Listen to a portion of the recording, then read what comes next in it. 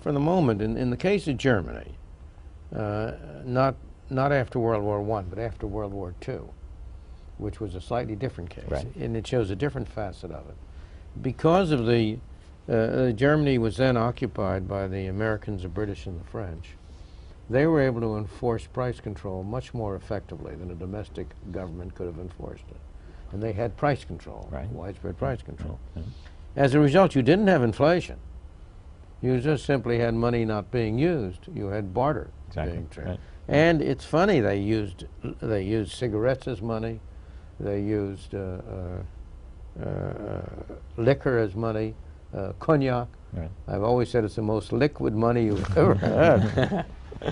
Have I ever told you my story and my experience with cigarettes in Germany at that time? Shortly after this, in 1950, I was assigned to the, I was in Paris as an advisor to the American Marshall Plan Agency. And my wife and I and our 2 children in a small quatre chevaux drove from Paris to Frankfurt, where I was going to attend a meeting over there. And we started to run out of gas along the way, and there was no gas station around. So I went off and drew up off the Eisenbahn, Autobahn, and went on to a small station and got my car filled with gas, and then I wanted to pay her. Now, a woman did, and as it happened, I had French francs, US dollars, British pounds, but no German marks, because I was supposed to get marks from the US agency in Frankfurt when I got there.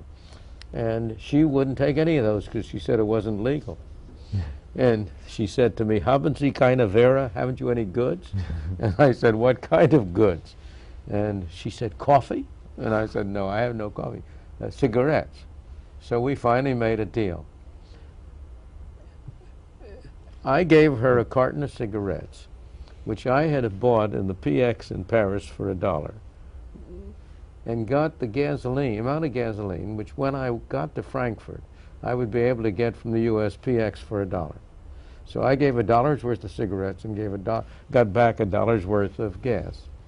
She, in turn, had the gas at the official value of the mark was worth $4. And she regarded the cigarettes as worth $4. So she got $4 worth of cigarettes for $4 gas. It was good for her, good for me. I always used to ask my students, where'd the $3 go?